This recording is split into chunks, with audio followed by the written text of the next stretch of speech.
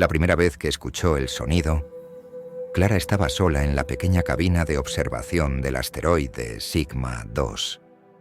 Era un murmullo, una voz apenas perceptible que se enroscaba en el silencio metálico, susurrando desde un rincón inalcanzable del universo. Pensó que era inofensivo, una interferencia causada por los aparatos de la estación, y lo ignoró. Pero cada día, el susurro regresaba, más claro, más cercano a rozar algo que no pertenecía a los reinos de lo comprensible. Una semana después del primer incidente, Clara se despertó sintiendo un frío desconocido, como si una sombra sin forma se hubiera deslizado bajo su piel. La cabina de observación ya no era el hogar seguro que había sido.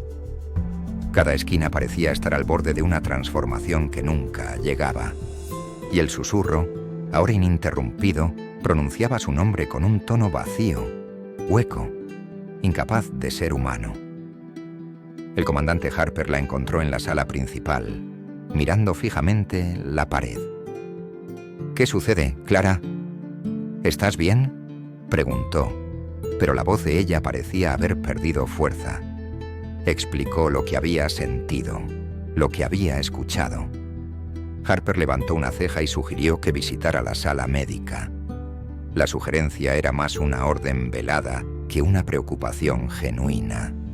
Una exploración rápida del médico a bordo, el doctor Elias Greer, resultó en un dictamen sin novedad. Sin embargo, Clara sabía que estaba siendo tratada como una anomalía.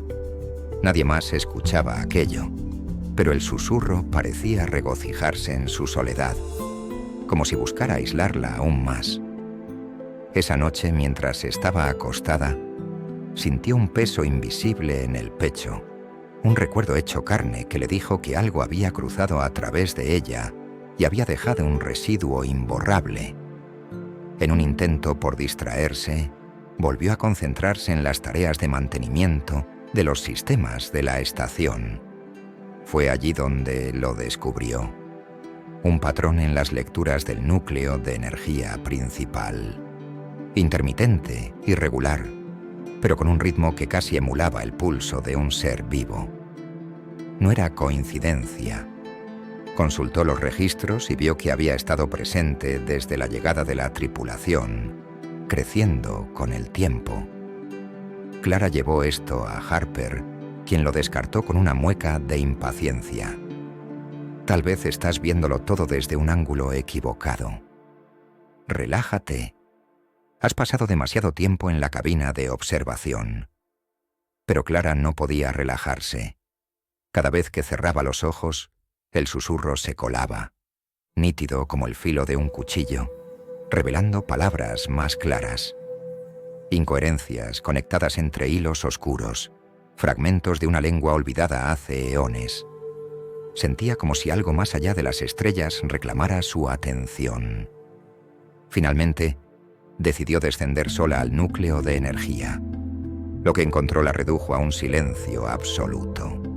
La grieta estaba allí, delgada como una hebra de cabello, destellando con un brillo antinatural.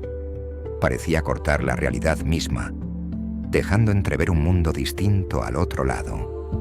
Un lugar de geometrías alienígenas, donde criaturas informes se retorcían bajo un cielo perpetuamente roto. Clara entendió en ese instante que el susurro provenía de allí. No era sonido enviado, era invitación. Mientras retrocedía, sintió que las paredes del núcleo la observaban.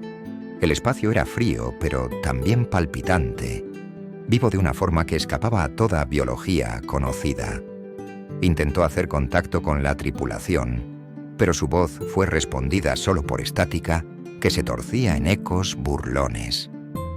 De repente, el susurro se convirtió en un grito desgarrador dentro de su cabeza, y sus rodillas cedieron. Cayó al suelo mientras los zarcillos de aquel otro lado cruzaban lentamente la grieta, tocando la textura de su mente. Cuando despertó, la estación estaba sumida en un silencio absoluto.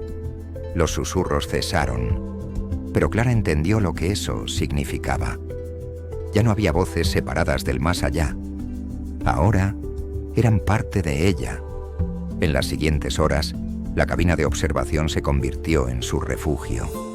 Miró al espacio abierto, sintiendo que algo la aguardaba, latiendo en sincronía con un rincón oscuro de su consciencia. La grieta, pequeña y casi imperceptible, continuaba llamándola. No era una debilidad en el tejido de la realidad, era una puerta. Con manos temblorosas, Clara dejó de resistirse. Ahora comprendía que la grieta no buscaba destruirla, buscaba consumirla y al mismo tiempo completarla. Su último pensamiento antes de atravesarla fue que el universo es, ante todo, indiferente y que resistirse no era sino retrasar lo inevitable. Y entonces, Clara desapareció en el otro lado, llevándose consigo al susurro, o tal vez al revés.